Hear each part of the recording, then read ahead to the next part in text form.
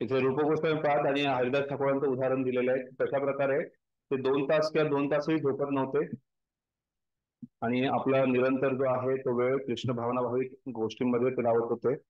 आणि हरिदास ठाकूरांचं उदाहरण आपल्याला माहिती आहे की कशा प्रकारे त्यांना विचलित करण्यासाठी एका वेश्येला, सुंदर वेश्येला पाठवण्यात आलं होतं, तरीही त्या गोष्टीची ते विचलित झाले नाहीत, कारण ते पूर्णपणे कृष्ण भावनाभावित होते. आपल्या समोरही कित्येक वेळा प्रलोभनं येतात आणि कित्येक वेळा आपण प्रत्येक जण जो आहे त्या प्रलोभनाला बळी पडत आहोत. त्यामुळे आपण या प्रलोभनांना बळी पडू नये याच्यासाठी आपण कठोरतेने प्रयत्न करणं गरजेचं आहे. सध्या कठोरतेने प्रयत्न करणं गरजेचं आहे, त्याद्वारे आपली इंद्रिय आणि मन नियंत्रित होतील आणि त्याचबरोबर आपली कृष्ण भावना वाढणार आहे. आपण वारंवार हे सांगतो की जो कृष्ण भावनाभावित भक्त आहे त्याचे इंद्रिय जी आहेत ती संयमित होतात. पण त्यासाठी काही ना काही प्रमाणात सध्या आपल्याला कठोरतेने ती तपस्या करावीच लागणार आहे. नाही म्हणजे त्या गोष्टीला नाही हे आपल्याला कठोरपणे सांगावंच लागणार आहे की मी कोणत्याही परिस्थितीमध्ये माझा हा वेळ जो आहे हा युट्यूब वरती नाही घालवणार. हा सध्याचा एक खूप मोठा आजार आहे भक्तांना. बऱ्याच भक्तांना ही खूप मोठी अडचण आहे की काही एक ती अशी गोष्ट बनवली आहे ना की त्यात असा कसा वेळ निघून जातो की कधीच कळत नाही. मग त्या गोष्टीसाठी सुद्धा वेळ ठेवू शकतो कारण करमणूक सांगितलेली आहे. पण कोणत्या प्रकारची करमणूक आणि किती वेळ त्या करमणुकीला जायचा हे समजणं गरजेचं आहे. फिरायला जायचं म्हणजे किती वेळा आणि कुठे फिरायला जायचं. एक कुटुंब आहे त्यांना मी सांगून थकलोय. त्यांना कधी म्हणालो की तुम्ही इथे इथे कुठल्या सेवेमध्ये तुमचं धन लावा किंवा तुम्ही याची काहीतरी सेवा करा. मंदिरामध्ये ही आई या वेळेस सेवा आहे. नाही, पैसे नाहीये, तब्येत ठीक नाहीये. पण प्रत्येक आठवड्याला किंवा प्रत्येक 15 दिवसाला ते कुटुंब कुठे ना कुठे बाहेर फिरायला जातं.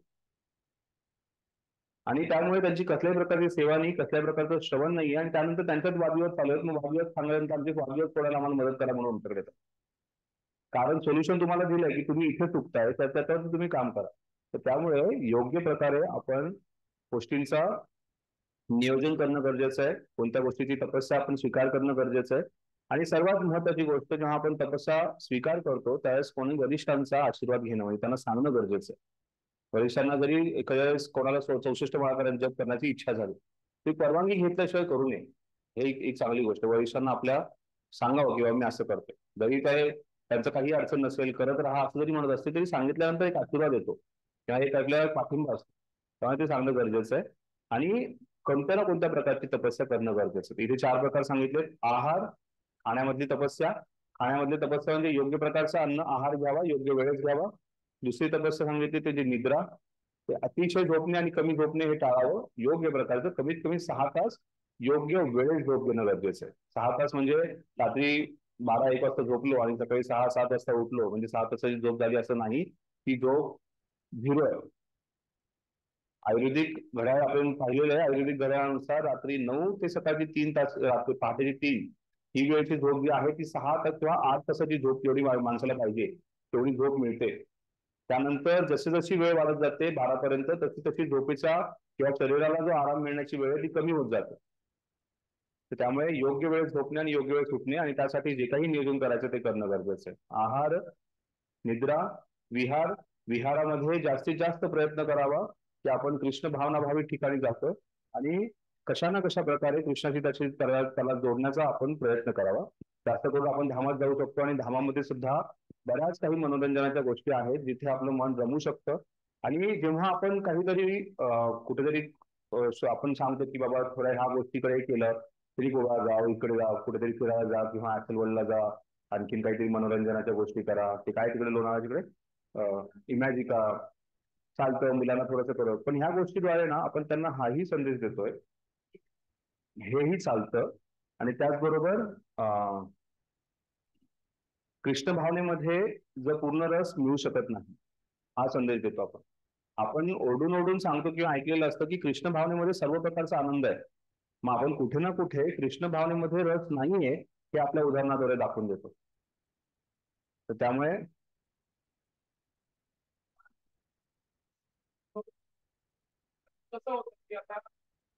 माईक घ्यातच.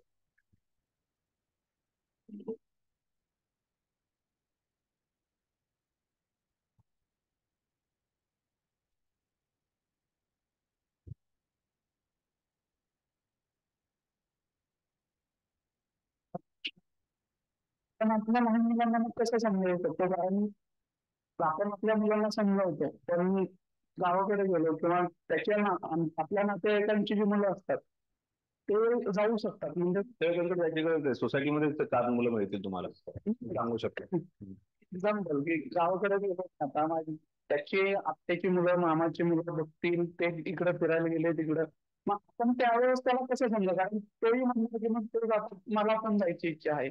मग याचा बॅलन्स आपण कसं करू शकतो की आपण मग त्याला असं पण नाही म्हणू शकत तुला नेऊ पण जायचं पण नाही. तर त्यावेळेस आपल्याला एक गोष्ट समजणं गरजेचं आहे, कुठे घेऊन जातोय आपण. आपण स्वतः त्या गोष्टीचा निर्णय घेणं गरजेचं आहे. एखाद्या वेळेस मनोरंजनासाठी तुम्हाला जर इमॅजिकला घेऊन जायचं असेल तर ती गोष्ट समजू शकतो. पण वारंवार आपली आवड आहे म्हणून आपण कुठे घेऊन जातोय ह्या त्याला संदेश जर जात असेल तर तो चुकीचा संदेश आहे. तिथे गेल्यानंतर सुद्धा आपण किती कृष्ण भावना भावित आहोत हे म्हणजे आपल्या उदाहरणातून आपण प्रत्येक वेळेस त्या मुलाला दाखवून द्यायचंय. एखाद्या ठिकाणी नातेवाईकांबरोबर आजूबाजूच्या मित्रांबरोबर त्यांनाही कुठे स्कूलच्या पिकनिकमध्ये मग पाठवायचं नाही का, स्कूलच्या पिकनिकमध्ये असा प्रश्न पडतो. मग त्यांना बाहेरच्या जगाशी संबंध नाही किंवा बाहेरच्या लोकांशी संबंध नसेल तर मग ते पुढे त्यांना अडचण होऊ शकते त्या गोष्टींची. पण त्यामध्ये कृष्ण भावनावीत कसं होऊ शकतो म्हणजे आपण त्याला जो तो समजा उदाहरण म्हणजे तो पिकनिकला चाललाय. मग पिकनिकला जाताना आईला थोडेसे कष्ट पडतील, पण त्याचा डब्बा बनवून देणे, त्याच्यासाठी गोष्टी ज्या गरजेच्या आहेत त्या गोष्टी देणे, त्याला सांगणे बाबा तू भगवंतांचं चिंतन कर, त्या सर्व गोष्टींचं त्याला सांगणं गरजेचं आहे. जेणेकरून आपण त्याला सांगतोय की आपली ही संस्कृती आहे, या संस्कृतीचं आपण पालन करणं. पण जेव्हा आपण त्या गोष्टीमध्ये रुची घेऊन आपण त्या गोष्टीमध्ये रस घेतो आणि आपल्याला तिथे गेल्यानंतर वाटतं की अरे त्या पाण्यामध्ये माझ्यापेक्षा जास्त माझ्या वडिलांना जास्त आनंद होतोय खेळायला. जेव्हा जेव्हा मुलाला हा संदेश दिला जातो त्याच मुलाला वाटतं हा everything is fair in love and war असं म्हणतात. तर त्या गोष्टीचं काळजी घेणं गरजेचं आहे. तर मी असं म्हणत नाहीये की आपण आपण स्वतःहून या गोष्टीमध्ये उत्साह दाखवायचा नाहीये, हे माझं म्हणण्याचं हे. जेणेकरून इथे नृत्य केल्यानंतरही आनंद मिळतो, मग त्यासाठी पबमध्ये जाऊन नृत्य करायची गरज नाहीये. इथल्या प्रसादामध्ये जेवढा आनंद आहे तो प्रसाद बाहेरच्या खाण्यामध्ये तो आनंद नाहीये. तरी पण कोणीतरी बाहेरचं खातं म्हणून त्याला आनंद मिळतोय आणि त्यातून मला आनंद मिळेल, हा पहिल्यांदा आपला उत्साह कमी करून त्याला हळूहळू समजवणं गरजेचं आहे की बाबा त्या गोष्टीत काहीही आनंद नाहीये, ह्या कृष्ण भावनेमध्ये पूर्णपणे रस आहे. आणि त्यासाठी आपल्याला स्वतःला कृष्ण भावनेत रस आहे या गोष्टीवरती विश्वास आणि त्याची अनुभूती असणं गरजेचं आहे. नाही तर असं होतं, बालगंतू म्हणायचंय नेहमी की लिटर 100 हजारो लिटर चरणामृत पिल्यानंतर, किलो किलो तुळशी खाल्ल्यानंतर आणि टन्स अँड टन्स ऑफ प्रसाद खाल्ल्यानंतर आपण अजूनही तिथेच आहोत. आपल्या चेतनेत काहीच फरक झालेला नाही. म्हणजे व्यक्तीने एकदा प्रसाद घेतल्यानंतर तो भगवद्धामात निघून गेलाय अशा लोकांमध्ये जीवनामध्ये परिवर्तन झालेलं आहे. आणि आपण किलो किलो प्रसाद, किलो किलो तुळशी, किलो किलो लिटर लिटर चरणामृत पिल्यानंतर सुद्धा आपल्याला फरक पडत नसेल तर कुठेतरी आपण एक खूप मोठं बांध बांधलेला आहे भगवंतांच्या कृपेवरती आणि आपल्यावरती. जेव्हा जसं मी उदाहरण देतो नेहमी की भगवंतांचा कृपा वर्षाव नेहमी होतोय आणि आपण छत्री घेऊन बाहेर निघतोय.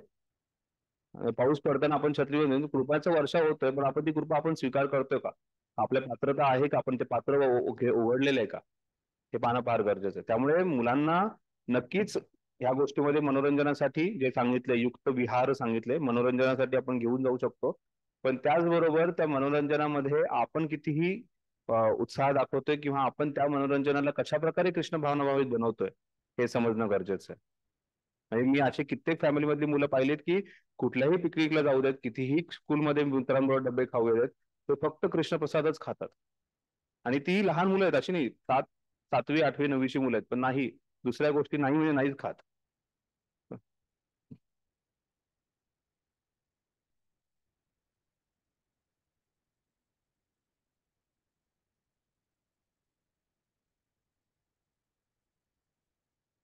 हम्म, हम्म,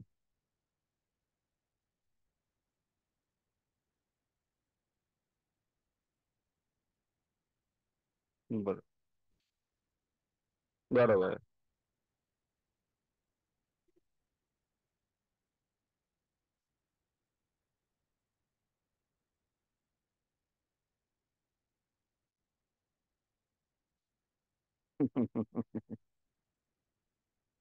बरोबर, बरोबर आहे.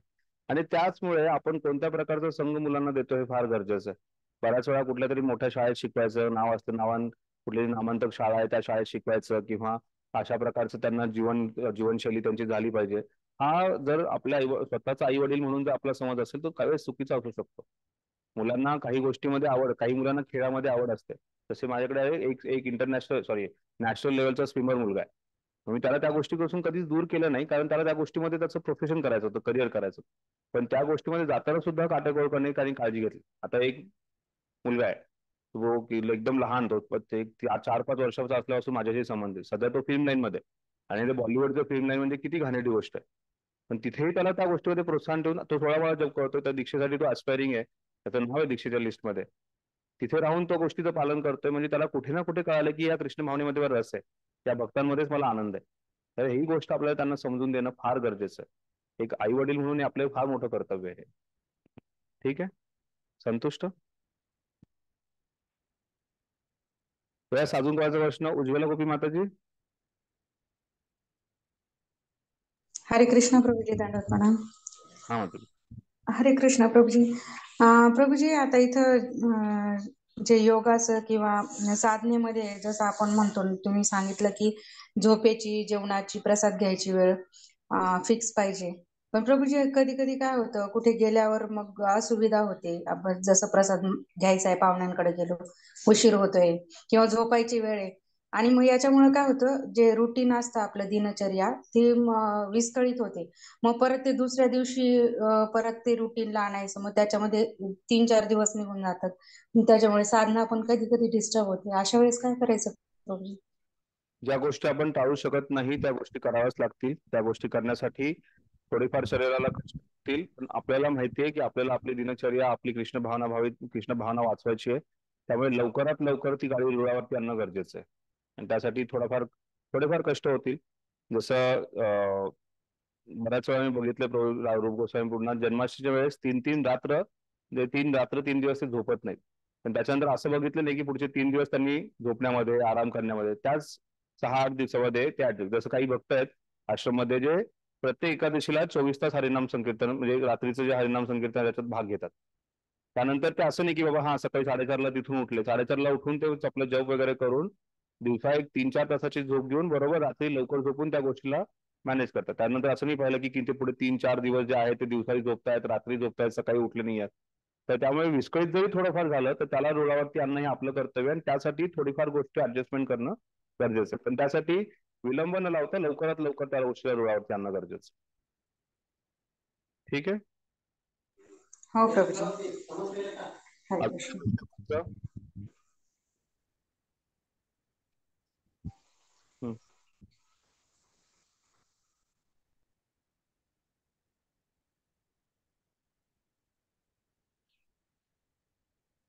तर तुमचं जीवनाचं दिनचर्या अशा प्रकारे बनवा माताजी, जेणेकरून तुम्हाला असं, म्हणजे एक गोष्ट आपल्याला सांगितलं ब्रह्ममुहूर्तामध्ये उठून सकाळी जप करा, पण जर रात्री झोपच व्यवस्थित झाली नसेल तर जप व्यवस्थित होणार नाही. मग त्यानुसार तुमची दिनचर्या करा. 4च्या ऐवजी 6 वाजता तुम्ही 6 वाजल्यापासून पुढच्या गोष्ट करताय, पण अशी दिनचर्या बनवा जेणेकरून त्याचं आपण नियमितपणे त्याचं पालन करतो. आणि ही दिनचर्या तुमच्या वरिष्ठांना एकदा सांगून घ्या की कशा प्रकारे ही दिनचर्या योग्य आहे का. कारण एक व्यक्ती प्रत्येक व्यक्तीची काही कशा ना कशा प्रकारची अडचण, तर ते आपल्या वरिष्ठांशी चर्चा करून त्याच्यातून सांगून.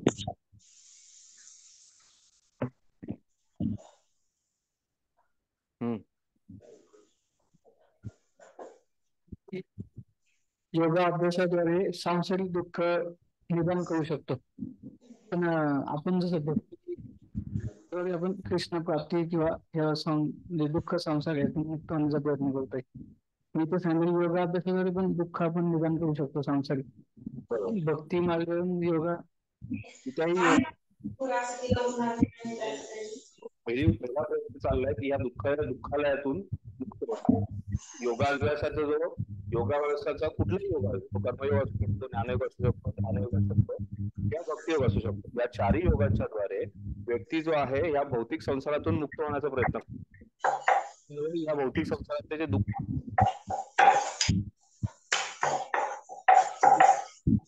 मात्र तुमचं माईक बंद करा उद्या. भौतिक संसार असताना सुद्धा तो व्यक्ती कशा प्रकारे आनंद किंवा योग होऊ शकतो हे भगवंतांनी सांगितलेलं आहे. आपल्या योगाला अडवली पाहिजे ना पुन्हा एकदा.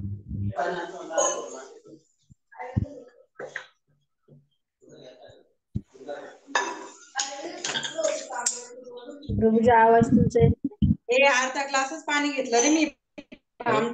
बंद करा प्लीज. मार्कर आला.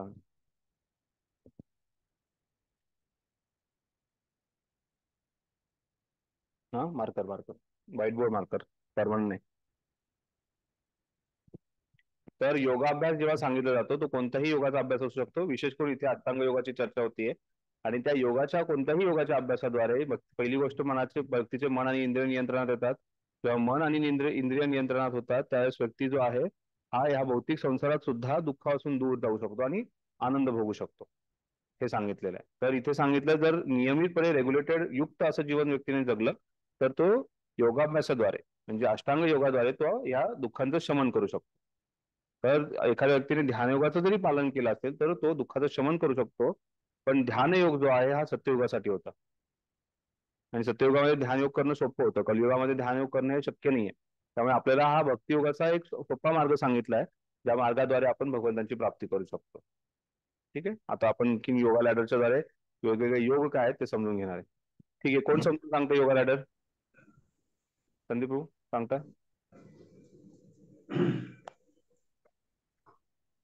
माईक द्या.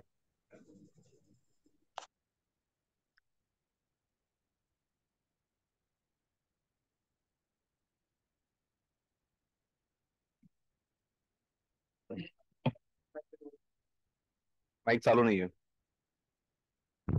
हरे कृष्ण. सर्वात खाली येतं कर्मकांड. त्याच्याही खाली जर कर्मकांड म्हणजे मनुष्य जीवन आणि पशु जीवन येतं. पशु जीवनाच्या वरती जे लोक जे कर्मकांड करतात स्वतःच्या इंद्रिय तृप्तीसाठी आणि भोगासाठी करतात ते कर्मकांड याच्यात म्हणलं जातं. त्यानंतर कर्मयोग मध्ये दोन प्रकार येतात. सकाम कर्मयोग येतं आणि दुसरा येतो निष्काम कर्मयोग होतो. सकाम कर्मयोग म्हणजे ते स्वतः भगवंतांच अधिक चांगल्या प्रकारे सकाम म्हणजे कामना करून स्वतःच्या इच्छेसाठी ते कर्म करतात, कर्मयोग करतात. निष्काम म्हणजे भगवंतांच्या इच्छे करतात, भगवंतांच्या त्यांच्यासाठी केलं जातं.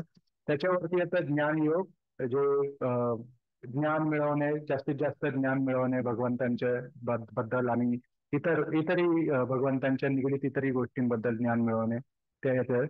त्याच्यावरती येतं अष्टांग योग म्हणजेच आता आपण जे शिकतोय ध्यान मध्ये अष्टांग योगामध्ये मग जे 8 पायऱ्या आहेत, 8 यम नियम प्रत्याहार आसन प्राणायाम ध्यान धारणा समाधी ते सगळं मिळून अष्टांग योग केलं जातं. आणि अष्टांग योगाचं शेवटचे स्टेप असतं की ते परमात्म्याची प्राप्ती होते त्याची आणि ते ब्रह्मनची एक ब्रह्मन रिअलायझेशन म्हणतो की ब्रह्म प्राप्ती होते त्याच्यामधून. आणि हे सगळ्या स्टेप्स आहेत एक एक एक एक त्यातलं अष्टांग योग सगळ्यात वरती येतं. आणि प्रभुपादांनी सांगितलं की इलेव्हेटर आहे आपल्यासाठी भक्ती योग हे आपल्यासाठी ते सगळ्यात वरती आहे, सगळ्यांपेक्षा वरती येतं भक्ती योग. हरे कृष्ण.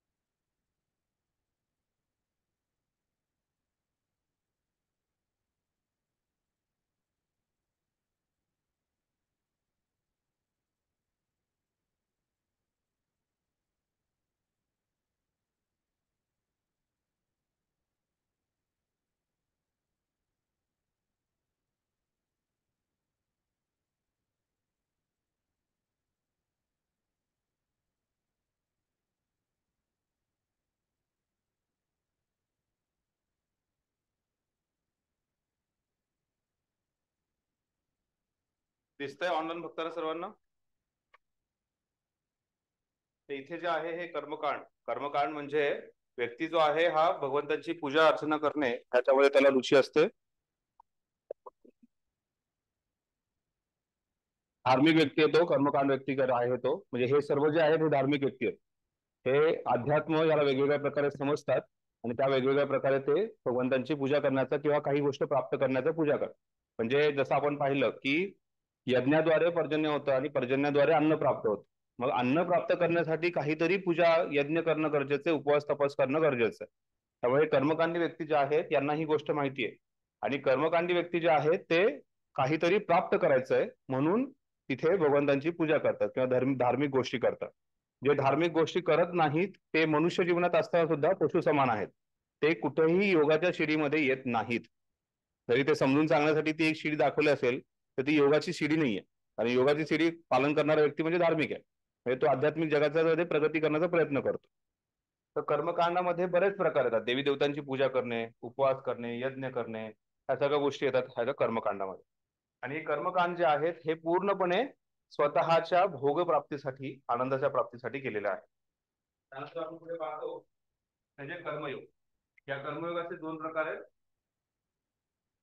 एक आहे सकाम कर्मयोग,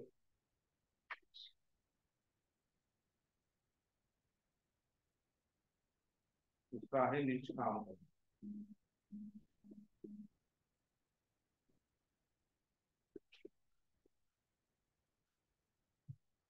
जसे हे शब्द आहेत सकाम कर्म आणि निष्काम कर्म.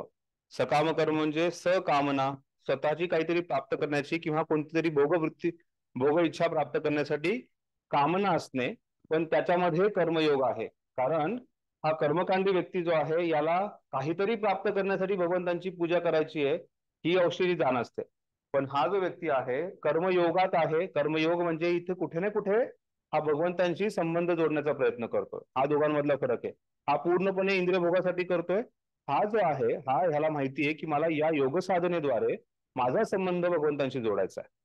पण जेव्हा तो भगवंतांशी संबंध जोडत असतो त्यावेळेस दोन प्रकार येतात. एक आहे सकाम आणि दुसरा आहे निष्काम. तर जेव्हा तो सकाम असतो त्यावेळेस त्याची कामना असते ही गोष्ट म्हणजे तो पूर्णपणे स्वतःला करता समजत, तो पूर्णपणे स्वतःला त्याचं फळ जे आहे तो भगवंतांना अर्पण करत नाही. कर्मयोगाची व्याख्या कोणी सांगेल मला लवकर? ऑनलाईन बघतापैकी कोणतरी सांगा कर्मयोगाची व्याख्या. कर्मयोगाची पूर्ण व्याख्या सांगायची आहे. त्याच्यामध्ये 3 गोष्टी अपेक्षित आहेत. जर त्या नाही सांगितल्या तर मला आजचा क्लास बंद करावा लागेल.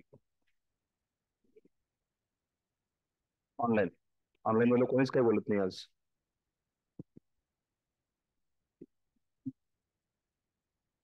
हरे कृष्णा. ऑनलाईन भक्तांपर्यंत आवाज जातोय का माझा?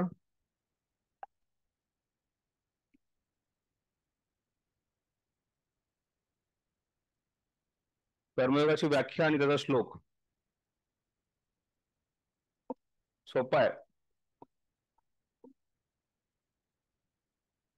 यज्ञार्थात कर्म अन्यत्र लोकोयम कर्म. यस. यज्ञार्थात कर्मणो अन्यत्र लोकोयम कर्मबंधनः. तो श्लोकाबद्दल बोललाय. यस हो. विनायक प्रभू सांगा, पुढे सांगा. कर्मयोगाची व्याख्या समजून सांगा मला. कर्म म्हणजे भगवान श्रीकृष्णांच्या सेवेसाठी कर्म करणे, भगवंतांच्या प्रसन्नतेसाठी कर्म करणे. कर्म कुठल्याही फलाची अपेक्षा न करता भगवंताच्या प्रसन्नतेसाठी जे कर्म आहे त्याला कर्मयोग म्हणतात. बस तो 1 पॉइंट झाला. अजून 3 पॉइंट मागितलेत मी.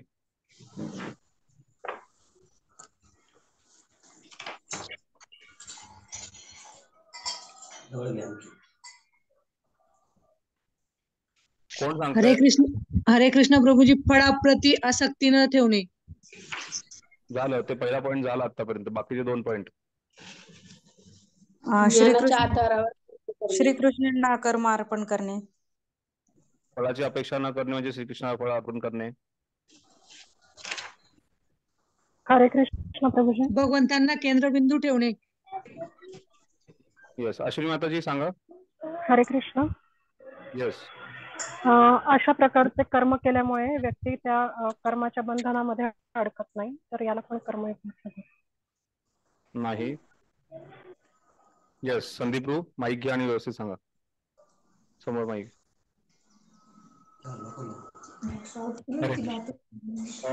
आपण ह्या कर्मयोगाच्या व्याख्येवरती कमीत कमी 10 वेळा चर्चा केली आहे. हे फार अपेक्षित आहे की कर्मयोग काय आहे हा व्यवस्थितपणे सांगणं अपेक्षित आहे आपल्याला. आता तुम्हाला हजारो लोक विचारणार आहेत किंवा स्वतः आपण भक्ती योगाचं पालन करताना आपण सकाम कर्मामध्ये आहोत किंवा निष्काम कर्मामध्ये आहोत हे समजणं गरजेचं आहे. जेव्हा आम्ही कर्मयोग म्हणतोय त्यावेळेस 3 महत्वाच्या गोष्टी सांगणं गरजेचं आहे. संदीप. हो. भगवंतांना अर्पण करणे पहिलं, मी स्वतः करता नाही, दुसरी, आणि तिसरं अकर्म सुद्धा करू नये. 3 गोष्टी सांगितलेल्या आहेत. कर्मण्येवाधिकार असते महाफलेषु कदाचन. हा हजारो वेळा आपण श्लोक ऐकलेला आहे. श्लोकामध्ये भगवान सांगतात कर्मयोग म्हणजे 3 गोष्टी. कर्म करत राहायचंय, कर्मापासून दूर जायचं नाही, कर्म हे योग्य नाहीये. दुसरी गोष्ट पाहिली आपण ती म्हणजे कर्म केल्यानंतर जे फळ प्राप्त होतं त्याच्यावर आपला अधिकार नाहीये, फळ भगवंतांना अर्पण करणे. आणि तिसरी गोष्ट ह्या कर्माचा मी करता नाहीये हे समजणं, हे अतिशय महत्वाचं आहे. तर इथे पाहिलं आपण कर्मयोगामध्ये या 2 गोष्टी आहेत, सकाम कर्म आणि निष्काम कर्म.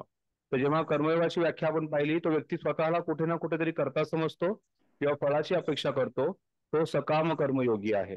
आणि जो कोणत्याही फळाची अपेक्षा करत नाही, स्वतःला करता. तुम्हाला कळायला पाहिजे काय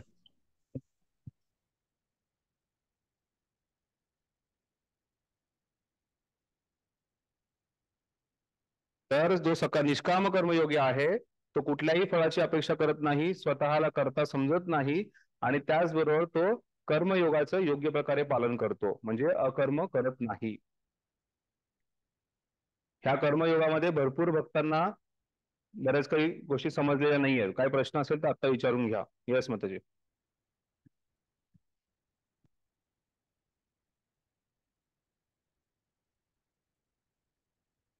बरोबर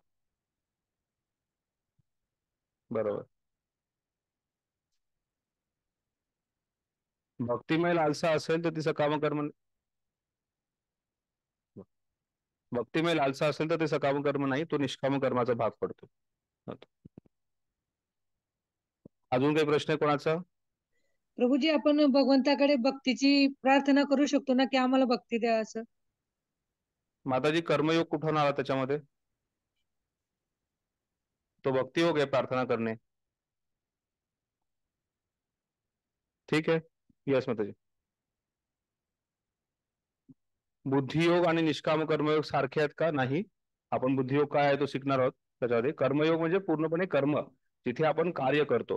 कर्म या शब्दाचे वेगवेगळे अर्थ होतात, त्यापासून आपण सुरुवात करूयात. कर्म या शब्दाचा अर्थ एक अर्थ होतो तो म्हणजे पूर्व जन्माचे कर्म. कर्म या शब्दाचा अर्थ होतो आपण कशा प्रकारे कार्य करतो, आणि त्या कार्यांमध्ये वेगवेगळे प्रकार येतात. त्या कार्यांमध्ये आपण बरेच काही प्रकार पाहिले. कोणी सांगू शकतो कोणते कोणते कर्म या शब्दामध्ये कोणते कोणते प्रकार आपण पाहिलेले आहेत? कर्म, अकर्म, विकर्म, विकर्म, अजून नियत कर्म, अजून काय पाहिलं? निष्काम कर्म. सेम. नित्य कर्म, नैमित्तिक कर्म वेगळे आहेत, विहित कर्म वेगळे आहेत. निष्काम कर्म.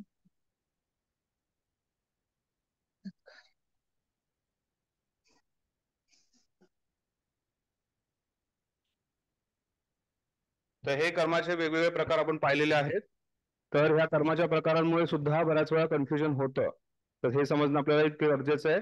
पहिली गोष्ट आहे हे कर्म. कर्म म्हणजे कोणत्या प्रकारचं आपण कार्य करतो ते कर्म आहे. यामध्ये कुठेही कर्म या शब्दाचा अर्थ पूर्वजन्मगतचे कर्म असा नाहीये. या साईही कर्माच्या गोष्टीमध्ये कर्म म्हणजे आपण कोणत्या प्रकारचं कार्य करतो त्याच्याबद्दल चर्चा करण्यात आलेली आहे. कर्म म्हणजे नियमित आपण जे काही कर्म करतोय. त्यानंतर अकर्म, फॉर्बिडन ऍक्टिव्हिटीज म्हणजे त्या गोष्टी आपण करू नयेत. सॉरी, ते विकर्म झालं. अकर्म म्हणजे कर्म न करणे. अकर्म या शब्दाचा अर्थ जो समज आहे तो म्हणजे संस्कृत भाषेनुसार, आणि जो समज आहे की कोणत्याही प्रकारचं कार्य न करणे म्हणजे अकर्म. त्यानंतर विकर्म सांगतो आता, येतो तुमचा प्रश्न मला कळाले आहे. विकर्म म्हणजे जे शास्त्रविरोधी कार्य आहेत, फॉर्बिडन ऍक्ट्स आहेत, त्या करू नयेत म्हणजे विकर्म. त्यानंतर नियत कर्म, नैमित्तिक कर्म आणि विहित कर्म आपण एका श्लोकामध्ये. नियत कर्म म्हणजे आपण जे काही कार्य करत आहोत ते नियमितपणे करणे. तेव्हा भगवंत तो सेक्शन सांगतात ना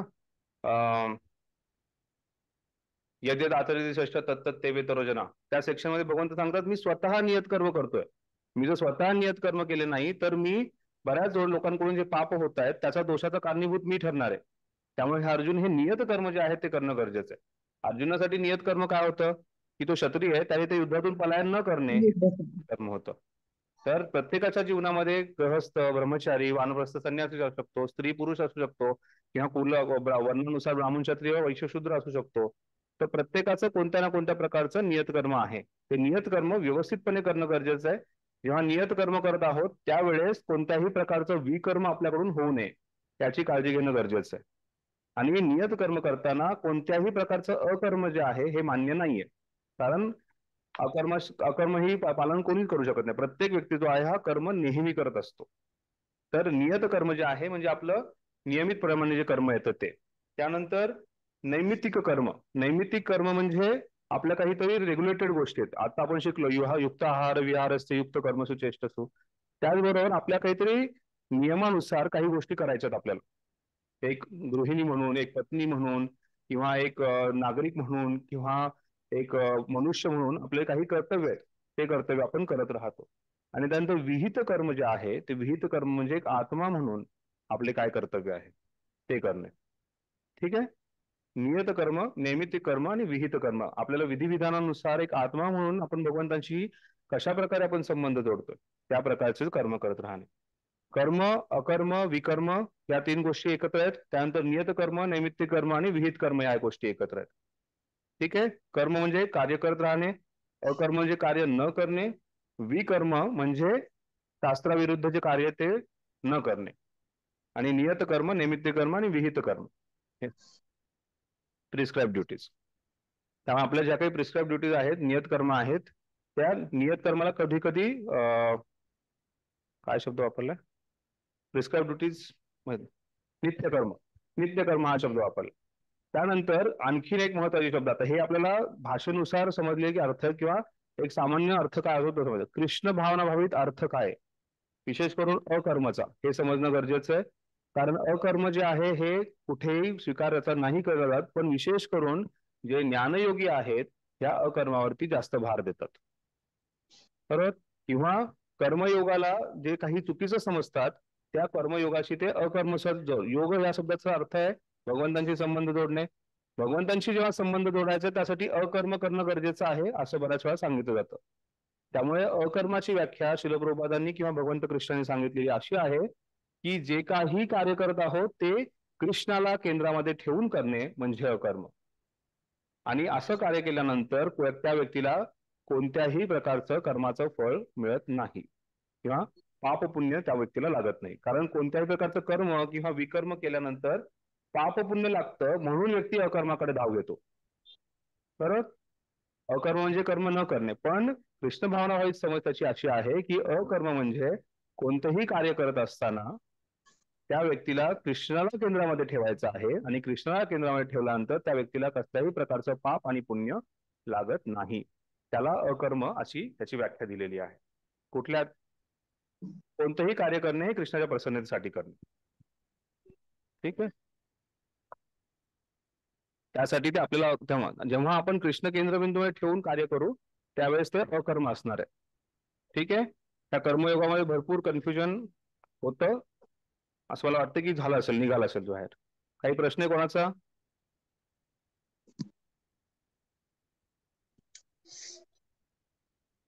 नाही, ते आपण ह्या कर्मयोगामध्ये नाही येते.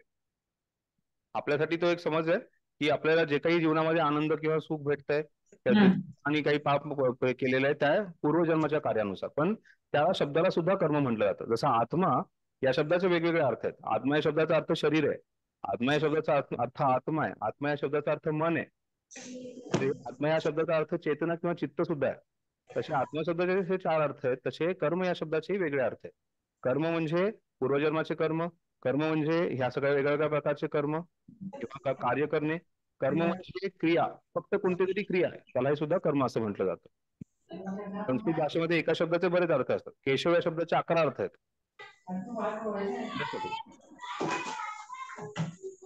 प्रभूजी फक्त मी मी लिहून घेतलं तेच फक्त कन्फर्म करतो. तुम्ही कर्मयोगाचे 3 पॉईंट सांगितले.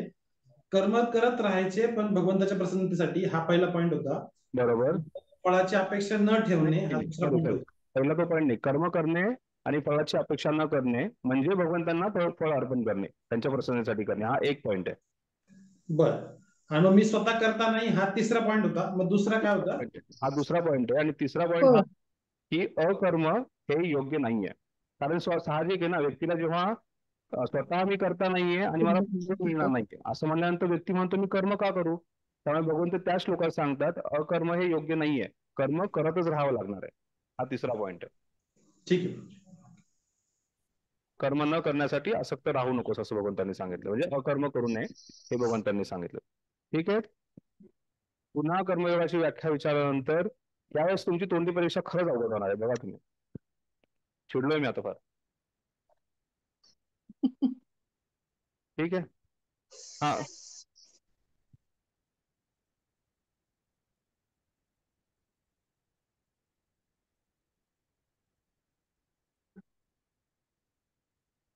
बरोबर बरोबर बरोबर बरोबर.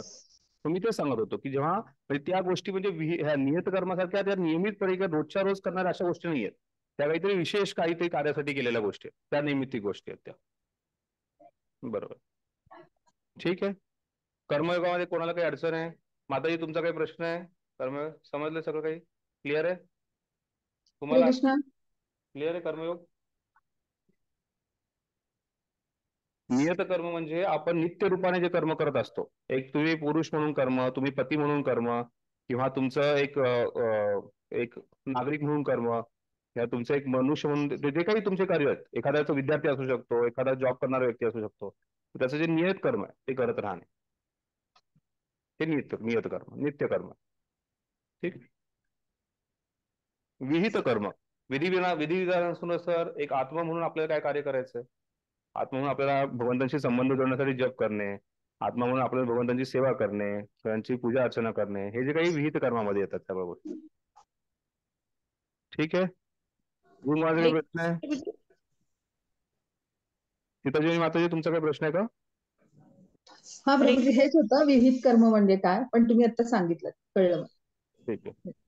प्रभूजी, नैमित्तिक कर्म म्हणजे काय प्रभूजी? नैमित्तिक म्हणजे काहीतरी निमित्त साधून केलेलं कर्म.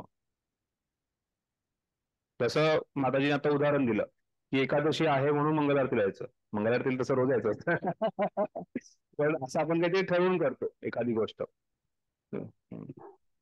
हा, एखाद्या उपवास करणे किंवा एखाद्या जप करणे, किंवा कधी म्हणजे असं बाहेरच्या व्यक्तींचा विचार केला तर कुठेतरी नवस फेडायला जाणे, आणि जे काही किंवा निमित्त काही गोष्टी साधून आपण कोणत्या गोष्टीची योजना करून काहीतरी करतो, ते निमित्त कर्मामध्ये येतं. पण भक्तांच्या जीवनामध्ये ते नाहीये, ज्या गोष्टी सांगितल्यात, ज्या निमित्त साधून आपण गोष्टी करतो त्या निमित्त कर्मामध्ये. हरे कृष्ण प्रभू. हरे कृष्ण प्रभूजी, आपण भक्ती करतो, सगळ्या गोष्टी करतो, पण जे आता म्हणजे समाजामध्ये किंवा आपल्या म्हणजे ते भावबंधकीत किंवा वगैरे असं जे काही कर्म करतात रूढीनुसार, आपण समजा आता इस्कॉन असल्यामुळे काही गोष्टी आपण करत नाहीत, पण ते समजा काही कार्यक्रम असला काही असला तर ते करावेच लागतात. मग ते करायचं का नाही करायचं बॉस? गृहस्थ जीवनामध्ये बऱ्याचशा गोष्टी कराव्या लागतात, कराव्यात त्या. ठीक म्हणजे आहे. जे रूढीला परंपरेला धरून चाललंय ते. हा करा. आता आपण पुन्हा त्याच्यातून थोड्या वेळात आपण देवी देवतांच्या पूजेकडे चर्चेकडे जाऊ, त्यामुळे या प्रश्नाचं उत्तर मी देणार नाहीये. पण आपण कृष्ण भावना भावित होऊन त्या रूढी परंपरांचं पालन करावं. ठीक आहे. अशा रूढी परंपरा असतात त्याला अर्थ नसतो. तशी एक स्टोरी होती ना, एका लग्नामध्ये आजी इकडे तिकडे धावपळ करत होती. मग सगळ्यांना कळालंच त्या नाही धावपळ का करते. तर तिने भरपूर 1-2 तास तिने लग्न थांबवलं की थांबा थांबा लग्न होऊ शकत नाही, महत्वाची गोष्ट राहिली आहे. मग धावपळ करून तिने 2 तासानंतर एक मांजर पकडून आणलं आणि ते मांजर त्या बास्केटच्या खाली ठेवलं, तिच्यावरती फुलं ठेवली आणि म्हणाले लावा लग्नाचा. मग तिथे एक लहान बुद्धिमान मुलगा होता, त्याने विचारलं आजी असं का करतात? माझ्या सासूने केलं होतं. मग त्या सासू ती जिवंत होती, तिला विचारलं तू का केलं? माझ्या सासूने केलं होतं. माझं शोधत शोधत शोधत गेल्यानंतर कळालं की एक मांजर खूप घरात त्रास देत होतं, म्हणून त्या मांजराला उचलून बास्केटच्या खाली ठेवलं, त्याच्यावरती फुलं ठेवलं आणि त्याला एक आपली रूढी परंपरा झाली ती त्या घरामध्ये, लग्न लावायचं ते मांजर बास्केटच्या खाली गेल्यानंतरच. तर अशा बऱ्याच रूढी परंपरा असू शकतात ज्याचा अर्थ आपल्याला माहित नाहीये, किंवा जे कशा काही कारणास्तव चालू झालेले. तर त्यामुळे त्या गोष्टीचं योग्य प्रकारे पालन करणं कितपत गरजेचं आहे ते समजून घेणं गरजेचं. हम्म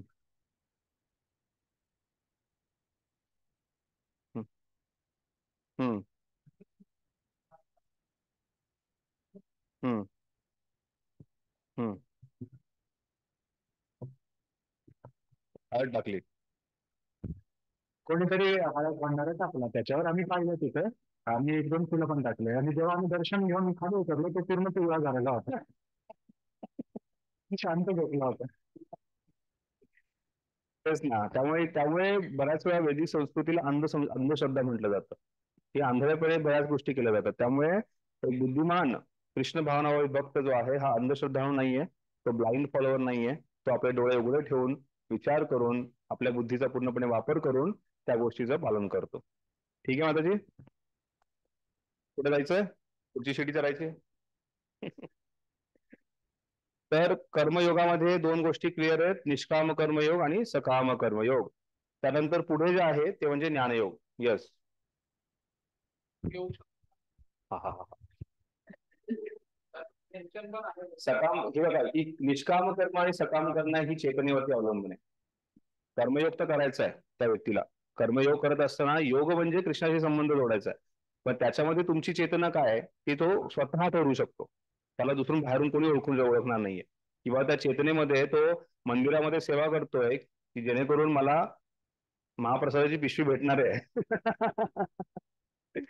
मग त्या कामनेने तो सेवा करतोय, किंवा तो निष्काम होऊन मला काही मिळेल तर मी घेईल, मी तुळशीपत्र घेऊनच आनंदी राहील, या गोष्टीने भावनेने सेवा करतो. हे पाहणं गरजेचं. तर जे निष्काम कर्मयोग किंवा सकाम कर्मयोग जो आहे हा प्रत्येकाच्या चेतनेवरती. ठीक आहे.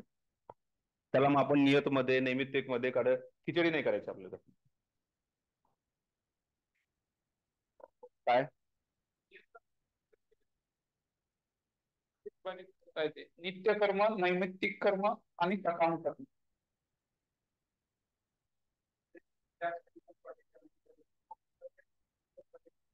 बरोबर, ठीक आहे. तर ही दोन्ही चेतनेचा भाग आहे. त्या चेतनेनुसार तुम्ही कुठे कर्म करत आहात ते कळेल. निष्काम. बऱ्याच वेळा भक्तियोग करताना ह्या गोष्टीचं आपल्याला नेहमी आकलन करणं गरजेचं आहे की मी सकाम कर्मी आहे की निष्काम कर्मी आहे.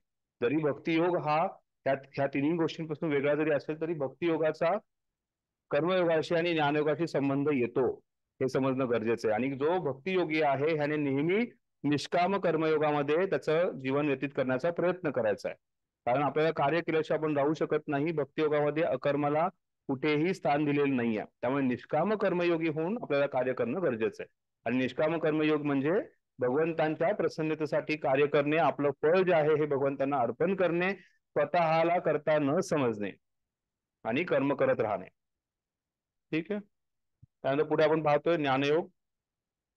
तर ज्ञानयोग जो आहे त्याचं आणखीन दुसरं नाव जे आहे ते म्हणजे बुद्धियोग. बुद्धियोग जो आहे हा वारंवार प्रबोधनाद्वारे हा शब्द वापरला जातो, बुद्धियोग. आणि बुद्धियोग आणि भक्तियोग याच्यामध्ये ज्या प्रकारे निष्काम कर्मयोग आणि भक्तियोगामध्ये फरक फार थोडासा आहे, त्याच प्रकारे बुद्धियोग आणि भक्तियोग याच्यामध्ये खूप थोडासा फरक आहे. एक असं बऱ्याच वेळा प्रभुपाद भक्तियोग आणि बुद्धियोग एकच आहे असं तुम्हाला दिसतंय तात्पर्यामध्ये प्रभुपाद वापरतात. कारण बुद्धियोग जो आहे यामध्ये त्या व्यक्तीची बुद्धी जी आहे ही कृष्णाच्या आजूबाजूला असते, किंवा त्याने ज्या काही शास्त्रांचं अध्ययन केलेलं आहे ते भगवंतांच्या म्हणजे भक्तिशास्त्रांचंच अध्ययन केलेलं आहे. पण हा ज्ञानयोगी जो आहे हा थोडासा वेगळा आहे. हा ज्ञानयोगी जो आहे हा जे काही आध्यात्मिक ग्रंथ आहेत किंवा श्रुती स्मृतीनुसार पुराण इतिहासानुसार जे काही शास्त्र आहे त्या सर्व शास्त्रांचा अभ्यास करण्याचा प्रयत्न करतो. मग त्यामध्ये 4 वेद येतात, 108 उपनिषद येतात, इतिहास येतं, पुराण येतात, सगळे 108 पुराण येतात, सगळं काही येतं. आणि ह्या सगळ्यांचं अध्ययन करून भगवंत कोण आहे, परमसत्य काय आहे तो शोधण्याचा प्रयत्न करतो. ज्ञानयोगासाठी सर्वात महत्वाचं क्वालिफिकेशन ते म्हणजे त्या व्यक्तीचं त्याच्या इंद्रियांवरती पूर्णपणे निग्रह असणं गरजेचं आहे. कृत्रिमरित्या त्या इंद्रियांवरती निग्रह करण्याचा पूर्णपणे ज्ञानयोगामध्ये प्रयत्न केला जातो. ज्ञानयोगात हे पहिलं क्वालिफिकेशन आहे की इंद्रियांवरती मनावरती नियंत्रण. दुसरं रिक्वायरमेंट क्वालिफिकेशन लागतं ज्ञानयोगासाठी ते म्हणजे अकर्म, की सर्व कर्मांचा त्याग करणे, सर्व संसाराचा त्याग करून कुठेतरी दुसरीकडे जाऊन बसून ज्ञान अर्जित करण्याचा प्रयत्न करते. हे दुसरं क्वालिफिकेशन लागतं ज्ञानयोगासाठी. तर ह्या 2 क्वालिफिकेशनमुळे बरेच व्यक्ती जे आहेत हे ज्ञानयोगाकडे जात नाही. आणि त्याचबरोबर कलियुगातले मंद सुमंद मतयो मंद भाग्य उपद्रुत असल्यामुळे बऱ्याच लोकांना समजतच नाही शास्त्रांचं अध्ययन कसं करायचं, काय करायचं आणि का करायचं. ज्ञानयोगी जो आहे हा बऱ्याच वेळा असफल ठरतो, कारण हा मार्ग जो आहे अतिशय खडतर आहे. या मार्गामध्ये स्वतःला इंद्रियांचा निग्रह करणे, अकर्माचं पालन करणे आणि त्याचबरोबर वेगवेगळ्या शास्त्रांचं अध्ययन करणे, आणि ह्या सर्व गोष्टी केल्यानंतर सुद्धा त्या ज्ञानयोगीला समजत नाही वेदेश्च सर्वे अहम एव वेद्यो, की वेदांचा सार जो आहे हे कृष्ण पूर्ण पुरुषोत्तम भगवंत आहे हे जाणणं. आणि त्यामुळे ज्ञानयोगी जो आहे हा असफल ठरू शकतो, कारण शास्त्रांचं अध्ययन करताना त्याला वेगवेगळ्या प्रकारे प्रलोभनाद्वारे किंवा वेगवेगळ्या गोष्टींच्या विचलित ज्ञानाच्या द्वारे तो विचलित होऊ शकतो आणि पथभ्रष्ट होऊ शकतो. त्यामुळे ज्ञानयोगीचं पालन करणारे व्यक्ती जो आहे त्याचा मार्ग खडतर आहे, पण त्याच्यामध्ये जो बुद्धियोगी आहे त्याला ही गोष्ट ते जाणे की कृष्ण हे पूर्ण पुरुषोत्तम भगवंत आहेत आणि मला योग साधनेच्या द्वारे कृष्णाशी संबंध जोडायचा आहे. त्यामुळे बुद्धियोग जो आहे हा भक्तियोगाशी जास्तीत जास्त जवळ आहे. ठीक आहे, काही प्रश्न आहे कोणाचा बुद्धियोग ज्ञानयोग वरती?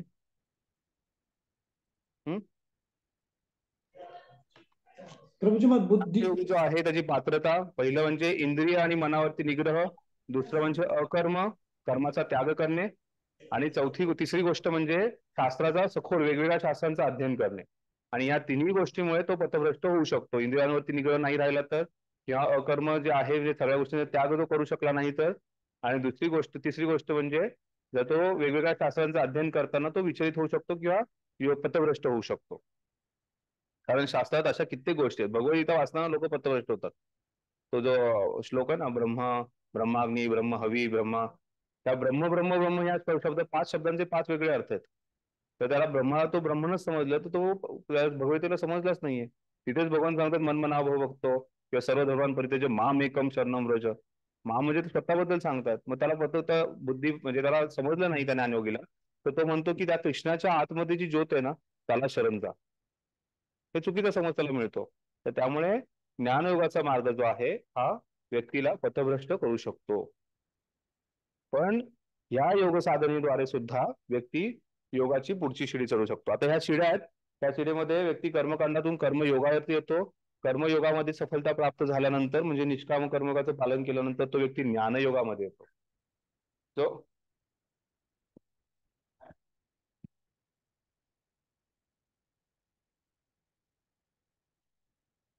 मी उदाहरण दिलं, डॉक्टर राधाकृष्णन जे आहेत त्यांनी एक प्रकारचे ज्ञानयोगी होते. त्यांनी भगवद्गीतेचा सखोल अभ्यास केला, पण त्याचं तात्पर्य काय निघालं की कृष्णाच्या आतमध्ये जी ज्योती आहे त्या ज्योतीवरती त्याने आपण स्मरण करावा, हा त्यांनी अर्थ काढला.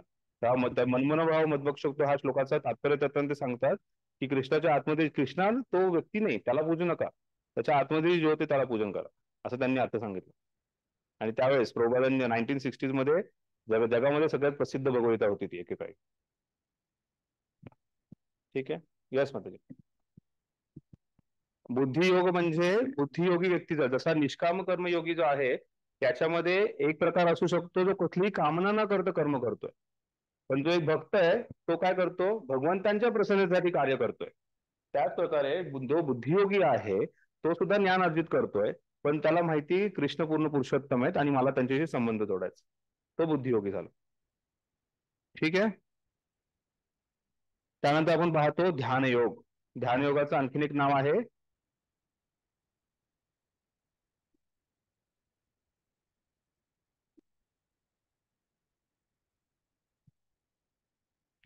ध्यानयोगाचा दुसरा अर्थ नाव आहे ते म्हणजे अष्टांग योग. अष्टांग योग म्हणजे ज्या अंग म्हणजे 8 अंग आहेत, यम, नियम, आसन, प्रत्याहार, प्राणायाम, ध्यान, धारणा, समाधी, हे 8 अंग आहेत. त्यामध्ये आपण पाहिलं योग आरुक्ष, योग आरूढ ही स्थिती पाहिली. अष्टांग योगामध्ये त्या व्यक्तीची ध्यान, धारणा आणि समाधी हे अतिशय महत्वाचे स्तर आहेत. त्याच्यामध्ये समाधीस्थ होणे म्हणजे त्या व्यक्तीला भगवंतांचं जे परमात्मा रूप आहे त्याचं दर्शन साक्षात्कार होतो आणि तो परमात्मा रूपी भगवंतांच्या त्या रूपावरती पूर्णपणे समाधीस्थ होतो, त्याची पूर्ण समाधी त्या रूपावरती लागते, तो म्हणजे अष्टांग योग. ठीक आहे. अष्टांग योगीचा मार्ग सुद्धा खडतर आहे किंवा यम नियमामध्येच व्यक्तीला अडचण होते. त्यानंतर प्रत्याहार, त्यानंतर प्राणायाम, आसन, आजकाल पद्मासनामध्ये बसणं सुद्धा आपल्याला अवघड होऊन जातं. तर ध्यान योग आणि अष्टांग, ह्या अष्टांग योगामध्ये जेव्हा तो समाधीस्थ होतो त्यावेळेस तो भगवंतांच्या अतिशय जवळ जातो आणि त्यामुळे अशा व्यक्तीला भक्ती योगाचं पालन करणं अतिशय सोपं जातं. त्यामुळे ध्यान योगानंतर पुढची शिडी जी आहे ती म्हणजे भक्ती योग. भक्ती योगाची व्याख्या कोणी सांगेल? तुमचा काय समज आहे भक्ती योगाबद्दल?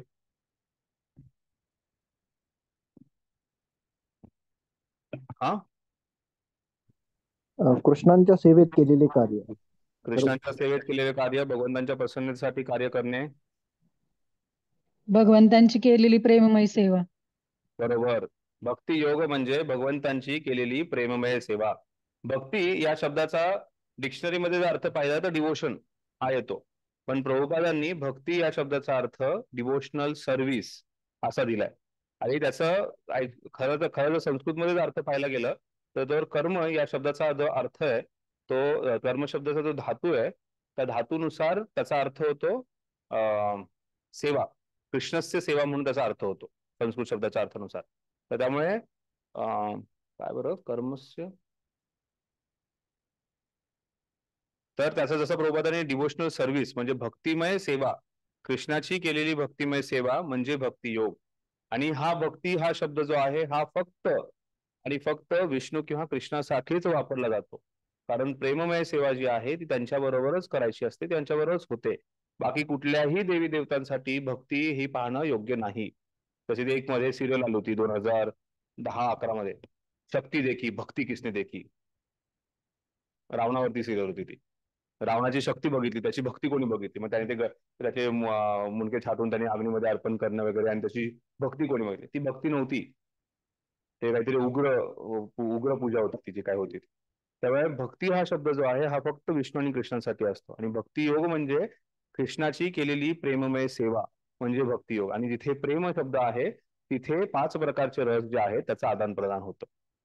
आणि त्यामुळे भक्ती योग जो आहे ज्याच्यामध्ये ह्या 5 रसांचं आदान प्रदान होतं, बाकीच्या योगांमध्ये ह्या रसांचा आस्वादन किंवा आदान प्रदान होत नाही. त्यामुळे भक्ती योग जो आहे हा वेगळा आणि सर्वश्रेष्ठ आहे. त्याच्यामुळे प्रेममय संबंधाचं आदान प्रदान होतं. आणि एक मनुष्य म्हणून त्या व्यक्तीला रस हा अतिशय गरजेचा आहे. आपण भक्ती रसामृत सिंधू मध्ये आणखी याच्यावरती भरपूर चर्चा करणार आहे. भक्ती रसामृत सिंधू पूर्णपणे भक्ती योगावरती चर्चा आहे. तर त्याच्यामध्ये आपण पाहणार आहोत की कशा प्रकारे हा रस जो आहे हा प्रत्येकाला गरजेचा आहे. कोणतंही फळ खाताना किंवा कोणत्याही गोष्टीचे आस्वादन करताना त्यात रस असणं फार गरजेचं आहे. जेव्हा रसास्वादन करतो आपण त्यावेळेस आपल्याला जास्तीत जास्त आनंद होतो, आणि तो आनंद जो आहे हा परमानंदापेक्षाही जास्त आहे किंवा ब्रह्मानंदापेक्षाही जास्त आहे, ज्याला परम आनंद श्रेष्ठ आनंद मानला जातो. आणि तो आनंद फक्त भक्ती योगामध्ये मिळू शकतो. त्यामुळे श्रील प्रभुपाद, श्री चैतन्य महाप्रभू आणि आपल्या गुरुवारांच्या आशीर्वादामुळे आपल्याला डायरेक्ट वरच्या शिडीवरती जायला भेटलेलं आहे. विचार करा, ह्या शिड्यांचं जर आपल्याला पालन करायचं असेल तर कित्येक जन्म जे आहेत ते आपल्याला फक्त कर्मकांडातून बाहेर निघायला लागतील. सॉरी, कित्येक जन्मात आपल्याला मनुष्य बनायला लागतील, त्यानंतर कर्मकांडात बाहेर निघायचं, त्यानंतर आपल्याला कर्मयोग, ज्ञानयोग, ध्यानयोग करू शकतो. ध्यानयोग आपण करू शकतो ना? ध्यान फक्त कोणावर केली कशावरती ते बघणं गरजेचं आहे.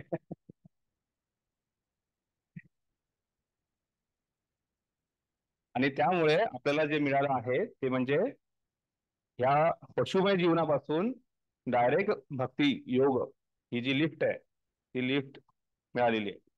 तर मुझको भी लिफ्ट करा दे कोणी म्हणलं असेल, त्यामुळे ठीक आहे. कोणाला काय अडचण आहे?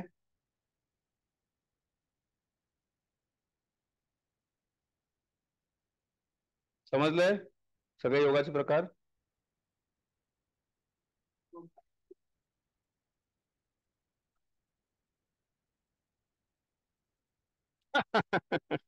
खूप छान प्रश्न आहे तुमचा.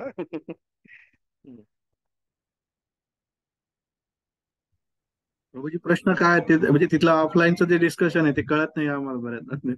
आपलं बोललेलं समजतं पण बाकीचे इतरांनी जे प्रश्न विचारलेले प्रश्न तर त्यांनी विचारला होता प्रभूजी, तो म्हणजे तर जसं या श्लोकामध्ये सांगितलं अर्थात भाषांतरात की योगाभ्यासाद्वारे व्यक्ती जो आहे हा सर्व दुःखांचं शमन करू शकतो.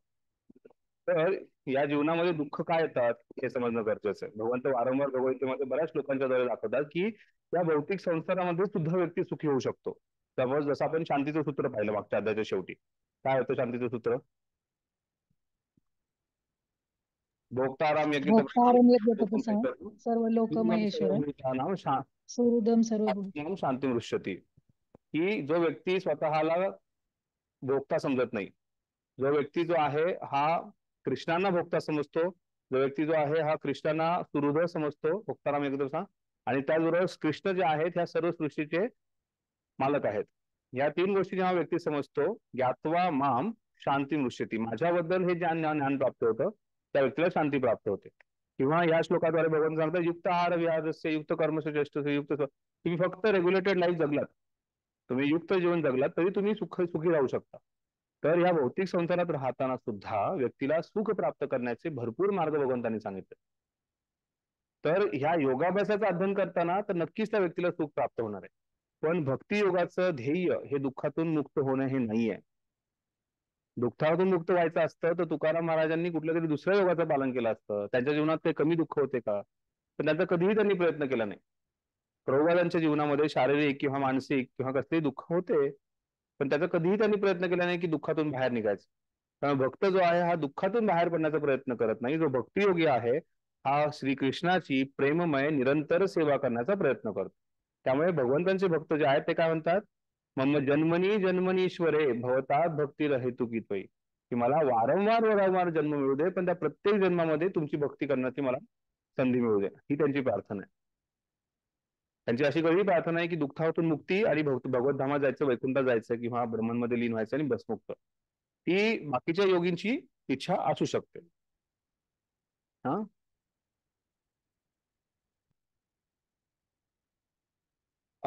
अशी तुलना करणे योग्य नाहीये.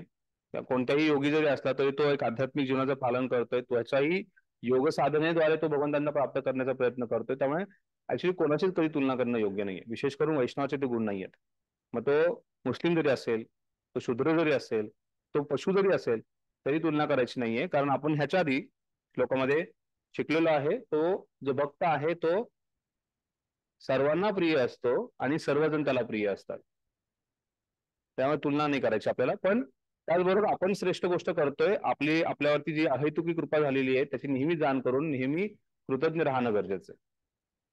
ठीक आहे, काही प्रश्न आहे कोणाचा अजून? यस स्वतःची माईक चालू करा.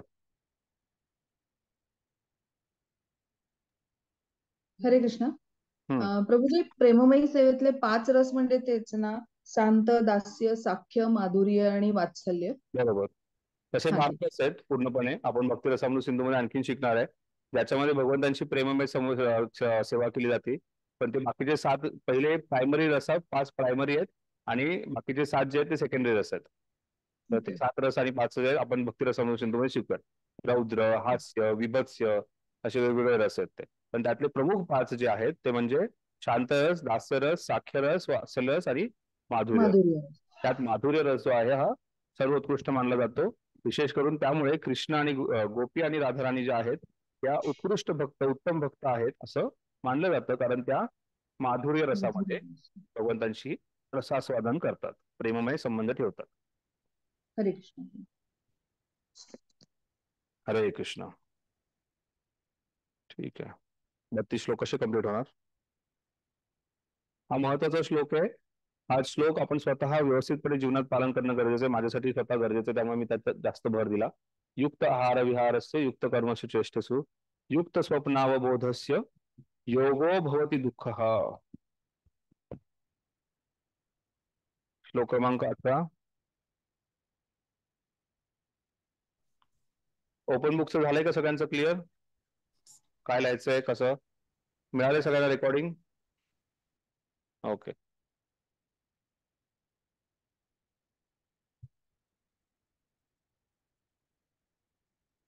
कधीपर्यंत नाही प्रभूजी ओपन बुकचं सबमिशन? ओपन बुकचं सबमिशन ना प्रभूजी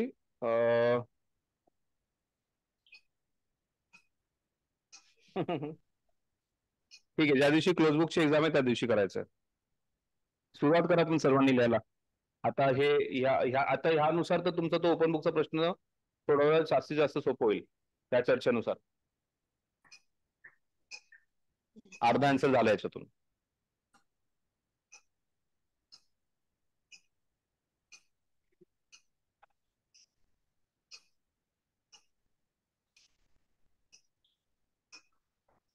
ओपन बुक सबमिशनची डेट जी आहे ती ज्या दिवशी क्लोज बुक एक्झाम आहे त्या दिवशी असणार आहे.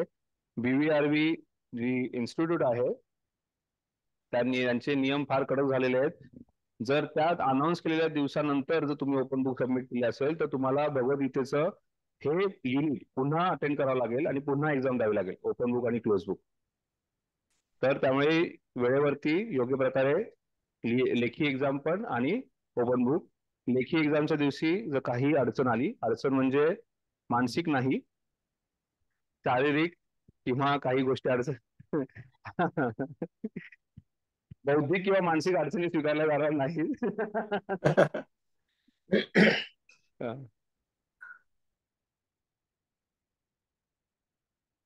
एक मिनिट. तर ती शारीरिक अडचण असेल किंवा काही घरगुती अडचण असेल जी टाळू शकणार नाही, तर त्यावेळेस एक्झाम तुम्ही नाही दिलीत की त्याच्यात तुम्हाला त्याचं लेखी काहीतरी पाठवायचं आहे, मेल पाठवलं तर बेटर आहे की आम्ही या कारणास्तव ही एक्झाम देऊ शकत नाही. ती मला आणि महेश पुन्हा CC मध्ये ठेवून ती BVRV ऑफिसला तुम्हाला ते मेल लिहायचा आहे. तो BVRV मराठी भक्तिशास्त्राचा एक ग्रुप असेल, हा तो महेश पाठवली कोणता मेल ID तिला पाठवायचा आहे. पण त्याच्या व्यतिरिक्त कोणतंही कारण स्वीकारलं जाणार नाहीये. काहीही कारण असू शकतं, मग कोणाचं डोकं सगळ्यांनी दुखू शकतं, कोण करूयात आपण त्याचं नियोजन करूयात, जास्तीत जास्त भक्त असतील. आणि त्याच्यानंतर सर्वात महत्वाची गोष्ट काय ते नाही, आता अनाउन्समेंट काय करत होता तुम्ही? ते झालं त्याच्यानंतर आणखीन हा, परीक्षा देण्यासाठी पुण्यातल्या भक्तांना 100% कंपल्सरी आहे की प्रत्येकाने परीक्षा जी आहे ती ऑफलाईन द्यायची आहे, ऑनलाईन परीक्षा द्यायची नाहीये. कारण ऑनलाईन परीक्षेमध्ये बऱ्याचशा अडचणी येतात आणि आपण भक्तिशास्त्र करत असताना आपलं एक ब्राह्मणाचं सत्यत्व हे जे एक गुण आहे तो कधी काही आपल्याकडून ती चूक होऊ शकते. कारण मागच्या भक्तिशास्त्रामध्ये इथे BVRVच्या क्लासरूम मध्ये येऊन लोकांनी कॉपी केलेली आहे एका भक्तिशास्त्री ग्रुपमध्ये. आपल्यातला नाही, आपल्यातले सगळे भक्त जे आहेत ते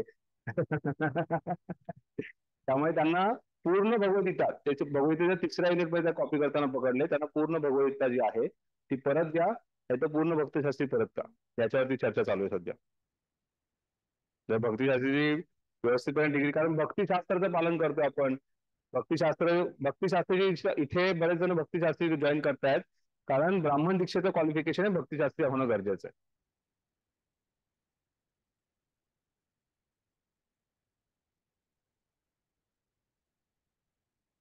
तर त्यामुळे आपण जेव्हा भक्तिशास्त्रीची एक्झाम देत आहोत त्यावेळेस एक ब्राह्मण जो आहे हा कसल्या प्रकारची फसवणूक करत नाही. जेव्हा आपण दुसऱ्यांची फसवणूक करतो त्यावेळेस आपण स्वतः फसवणूक करून घेतो. आणि एक अशा श्रेष्ठ व्यक्ती म्हणून यदेद आचरती श्रेष्ठ तत्तस्तेवे तरो पुत्र पुत्री तर त्यामुळे त्यांचं आपल्याकडून कसलेही पालन होऊ नये याचं आपण व्यवस्थितपणे काळजी घेणं गरजेचं आहे. ठीक आहे. उपमा जो आहेत, उपमा ह्याच्या आधी आपण दिलेली उपमाची परीक्षा त्याचप्रमाणे असणार आहेत, उपमा द्याव्या आहेत. त्यामुळे कोणत्या कोणत्या उपमा येणार आहेत त्या सांगितल्यात. त्याच्यापैकी काही उपमा विचारल्या जातील, त्याच्या सुरुवातीचे काही शब्द विचारले जातील आणि ती उपमा पूर्ण करायला सांगितली जाईल किंवा एखाद्या त्या उपमेतल्या महत्वाची जी व्याख्या आहे ती दिली जाईल आणि त्याच्यानुसार ती उपमा काय ते समजून सांगायचं. कुर्मांग आणि सर्वशः म्हणजे काय हे सांगायचं असेल तर मग ज्या प्रकारे कुर्म जे आहेत ते त्यांच्यावर कोणत्याही प्रकारचं आक्रमण झालं तर ते आपले अंग जे आहे ते आकसून घेतात. पद्मपत्र विमांबसा काय म्हणजे पद्मपत्र, ज्या प्रकारे पद्माचं जे पत्र आहे, कमळाचं जे पत्र आहे त्याच्यावरती पाणी राहत नाही, त्याच प्रकारे बरोबर तशा वेगवेगळ्या डायरेक्ट त्याची व्याख्या संज्ञा येऊ शकते किंवा त्याचं काहीतरी उदाहरण येऊ शकतं, त्यानुसार तुम्हाला सांगायचं. पण तुमचं जर पूर्ण उपमा माहिती असेल तर सोपं सांगा.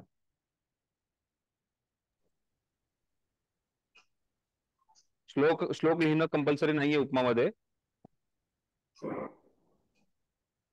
पद्मपत्र विमांसा नाही तुम्हाला दिले त्याच्यामध्ये ऍक्च्युली जे तुम्हाला दिलंय ना त्यातच दिलं, वेगळं काही नाही. फक्त तुमची तोंडी परीक्षा फार अवघड होणार हे लक्षात ठेवा सगळ्यांनी. नाही थोडा वेळ देईल ना श्वास घ्यायला.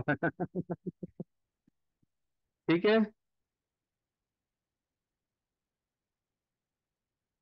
तोंडी परीक्षेला श्लोक येणार नाहीयेत. तोंडी परीक्षेला मी जे काही विचारणार ते येणार आहे. त्यावेळेस तुमची तोंडी परीक्षा आहे, श्लोका परीक्षेची नाहीये. त्या परीक्षेला श्लोक परीक्षा म्हणायचं नाहीये. हा नाही, त्यात श्लोक पण विचारणार, काहीही विचारलं जाईल. कारण कर्मयोगाची व्याख्या कोणालाही व्यवस्थित सांगता आली नाही. त्यामुळे मे बी संदीप पूर्ण कमी प्रश्न विचारेल मी, बाकीच्यांना नाही. तर त्यामुळे तोंडी परीक्षा ही कडक होणार आहे. तर त्यामुळे त्याची तुम्ही काळजी घ्या. मे बी तुमचे पुढचे युनिट जे दुसरे शिक्षक शिकवतील ते थोडे मृदू असतील आणि ते काही तुम्हाला कसल्याही प्रकारचा त्रास देणार नाहीत. पण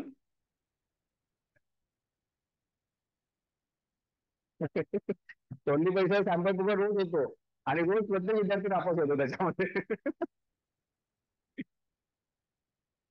अहो आता जी आता एकदम सोपं आहे. आतापर्यंत जे काही विचारलंय ना ते सगळं येणार आहे. जसं मागच्या वेळेस मी तुम्हाला सांगितलं की कुठल्या श्लोकामध्ये भगवंत सांगतायत की बाबा आपण योग्य प्रकारचं कार्य केलं जात पाहिजे जेणेकरून दुसरे व्यक्ती जे आहेत ते त्याचं अनुसरण करतील. हा एक सेक्शन आहे पूर्ण. त्याच्यामध्ये भगवंत सांगतात मीही करतो, अर्जुन तूही कर, जनक महाराजांनी केलेलं आहे. योग्य जाती श्रेष्ठचा एक पूर्ण सेक्शन आहे. त्याच्यानंतर एक पूर्ण सेक्शन आहे ज्याच्यामध्ये स्थितप्रज्ञेच्या का भाषा सांगितलंय किंवा त्या स्थितप्रज्ञेच्या भाषेमध्ये इंद्रिय निग्रहांवरती एक पूर्ण सेक्शन आहे. याच्यामध्ये भगवंत सांगतात की ध्याय तो विषाण गुंसाईल, त्यांनी पुढ्यापर्यंत प्रणश्यतीपर्यंत भगवंत जातात. हे पूर्ण सेक्शन आहे. कर्मयोगामध्ये सुद्धा असे काही सेक्शन आहेत जे फार महत्वाचे आहेत. त्याचं त्या गोष्टी सांगता आलं पाहिजे जेणेकरून या 6ही अध्यायांचा तुमचा सखोल अभ्यास, सखोल म्हणजे जेवढं काही मला समजतं तेवढं तरी, कारण ह्याच्यामध्ये प्रत्येक गोष्टीमध्ये आणखीन खूप डिटेलमध्ये अभ्यास करू शकतो आपण. हे जे सहा मुद्दे सांगितले ना, या 6 मुद्द्यांवरती आणखीन सखोल अभ्यास होऊ शकतो आपला. पण ते आता नाही, ते पुढे हळूहळू.